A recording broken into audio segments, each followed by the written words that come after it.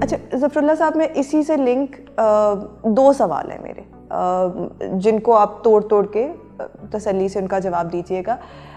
ایک سوال تو یہ آپ نے جس طرح سے ایکسپلین کیا tracing the history pre partition کے ٹائم سے لے کر اب تک، اور آپ نے بہت خوبصورت طریقے سے کڑی ملا کر ہمیں بتایا کہ تعلیم کیوں ضروری ہے، اور یہ برابر کروانا بار بار بہت اہم ہے سننے والوں کے لیے بھی، ظاہر ہے پالیسی میکرز کے لیے بھی، لیجسلیٹرز کے لیے بھی، کیونکہ کلیشے بن گیا ہے کہ تعلیم اہم ہے لیکن ہم اس کو ٹریٹ کرتے ہیں جس طرح وہ کوئی لگژری آئٹم ہے. حالات سازگار ہوں گے تو دیں گے، نہیں ہوں گے تو نہیں دیں گے. لیکن پچھلے سال جب نیشنل سیکیورٹی پالیسی، پاکستان کی تاریخ کی پہلی نیشنل سیکیورٹی پالیسی آئی، اس کے اندر ایک مفصل چیپٹر تھا تعلیم پر، اور اس کا جو لنک ہے پاکستان کی سالمیت، سوورینٹی، نیشنل سیکیورٹی کے ساتھ. خوشی بھی ہوئی وہ چیپٹر دیکھ کر کہ فائنلی اس کو as a national security issue acknowledge at least کیا گیا ہے. لیکن وہ اکنالجمنٹ ونس اگین جس طرح کبھی کسی آئین کے پنے پر، کبھی کسی اہم پالیسی کے پیپر میں نظر آتی ہے، لیکن آن گراؤنڈ وہ انڈرسٹینڈنگ کہ ہم اگر قائم ہیں تو کب تک قائم ہیں، اور اگر ہمیں قائم رہنا ہے، مضبوط رہنا ہے، تو تعلیم کے بغیر کوئی اور چارہ نہیں ہے. It's not a luxury, it is an absolute necessity for Pakistan. Why do you think, so میرا پہلا سوال یہ ہے کہ اس سوچ کا فقدان کیوں ہے؟ آپ نے بھی تھوڑا سا بھی پوائنٹ آؤٹ کیا، ایک ویبینار میں ہمارے ساتھ سینیٹر مشاہد حسین صاحب آئے ہوئے تھے، انہوں نے تو برملا کہا کہ یہ تو سوچی سمجھی سازش ہے کہ ہم اپنے بچوں کو تعلیم سے محروم رکھتے ہیں، کیونکہ ہم چاہتے نہیں ہیں کہ ہماری قوم تعلیم یافتہ ہو جائے گی تو سلام کون کرے گا. So is that true? Do you feel کہ پولیٹیکل ول کی جو ہمیں کمی نظر آتی ہے وہاں پہ کہیں شاید کوئی نیت کا فطور بھی ہے؟ اور نمبر 2، اگر یہ نیت کا فطور نہیں ہے، what are the tangible steps? We understand we are a resource strapped country. ہمارے پاس انلمیٹڈ ریسورسز نہیں ہیں، لیکن دنیا بھر میں، پاکستان کے اندر ہم نے ایگزامپلس کہ جہاں پہ جب ول ہوتی ہے تو کوئی نہ کوئی راستہ نکال لیا جاتا ہے انہی لمیٹڈ ریسورسز کے اندر رہ کر بھی. تو کون سی بیسٹ پریکٹسز ہیں جس کو نیشن وائڈ مین اسٹریم اگر ہم کر لیں تو شاید ہم اوور نائٹ 100% نہیں کر سکیں گے، لیکن ہم جہاں پہ اس وقت جس اسٹیل میٹ کو ایکسپیرینس کر رہے ہیں، ہم ایٹ لیسٹ اس سے کچھ قدم آگے بڑھنا شروع کریں گے. بہت شکریہ. میں نیت کا فطور تو نہیں کہوں گا. دیکھیں، جو ریاست چلتی ہے اس کا ایک انتظامی ڈھانچہ ہے جس میں سوچنے والا یا اس کو قانون اور آئین کا روپ دینے والا ادارہ ہے، اس کا نام پارلیمنٹ ہے، جہاں پہ عوام کے منتخب نمائندے بیٹھتے ہیں اور وہ سب سے زیادہ عوام کے قریب ہوتے ہیں. جب بال ان کے کورٹ میں آئی تو 1973 کا دستور بناتے ہوئے بھی انہوں نے اس کا اعتراف کیا، لازمی پرائمری تعلیم کے قوانین بناتے ہوئے بھی کیا، آرٹیکل 25A ڈالتے ہوئے بھی کیا. تو میں پارلیمنٹ کو 100/100 دوں گا. لیکن اس میں سے 25 یا 50 میں واپس بھی لے لوں گا کہ قانون بنانے کے بعد، آئین میں لکھنے کے بعد اس پہ عمل درآمد کیا ہوا، اس کو پوسٹ لیجسلیٹو اسکروٹنی کہتے ہیں، یا ایک اوور سائٹ کہتے ہیں، نگہبانی کہتے ہیں، جو پارلیمانی کمیٹیوں میں ہوتی ہے. شاید وہ اتنی نہیں ہوئی جتنی انہیں کرنی چاہیے تھی.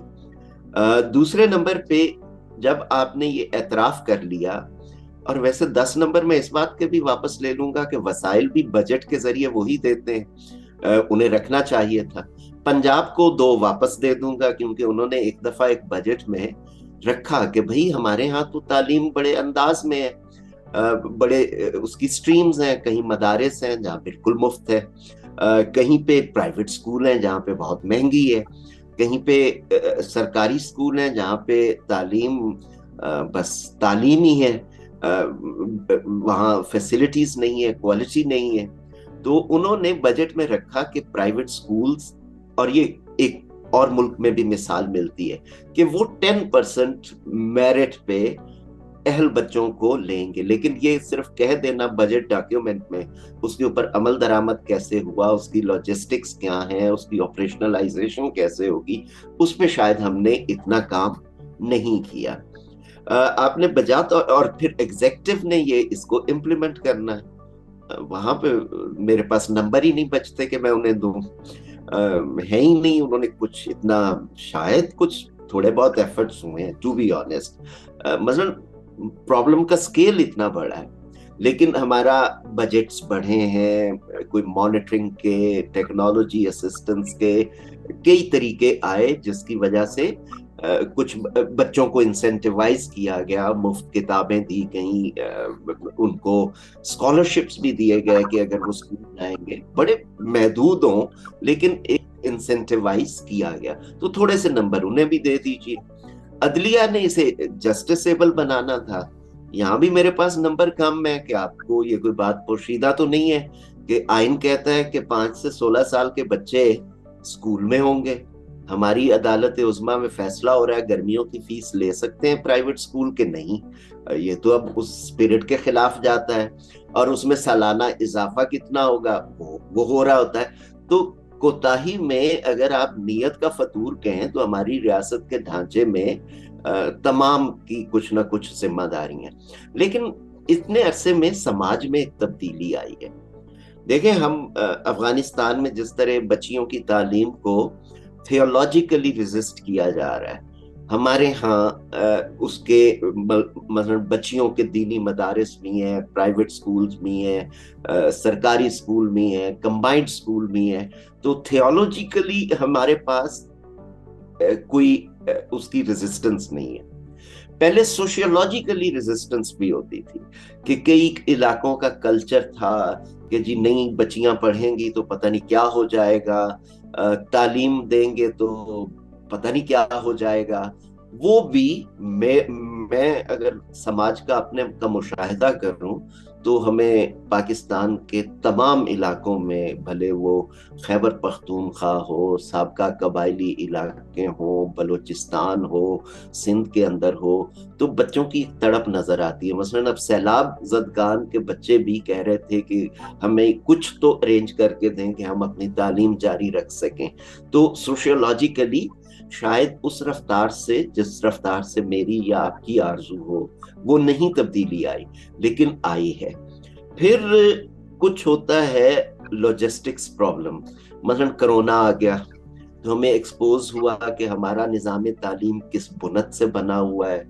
हालांकि यहाँ एजुकेशनल टेलीविजन की बात हुई, अब इंटरनेट और स्मार्टफोन, डिजिटल पॉवर्टी एग्जिस्ट करती है पाकिस्तान की पॉकेट्स में, आप one size fit all formula नहीं बना सकते, हम उसमें नाकाम हुए। फिर कई बार सैलाब आते हैं। अच्छा, यहाँ पे मैं एक पहलू, और मेरा गांव है मौजा हबीब, जिला झंग में, वहां पे जो एक स्कूल है उसके 3 ब्लॉक्स हैं। एक 1910 या 25 में बना, जब हम अभी मसलन उसके दरवाजों को आज तक दीमक भी नहीं लगी, दीवारें भी, वो सैलाब का इलाका है, थोड़ा ऊंचा बना हुआ। उसके बाद एक ब्लॉक बना 60s में, वो भी गुजारा कर जाता है, लेकिन उसके बाद जो एक ब्लॉक बना ना, उसकी ईमानदारी हर सैलाब में लरस जाती है। तो हमें अगर इन्वेस्ट करना है तो मॉनिटर करना होगा कि स्कूलों की अच्छी बिल्डिंग्स हो, महफूज हो। जलजिला आया था, कितनी स्कूलों की बिल्डिंग्स बर्बाद हो गई थी। अच्छा, वैसे तो दहशतगर्दी की जंग में भी बहुत स्कूलों की बिल्डिंग्स बर्बाद हुई, तो हमें इस जाविये से भी देखना है।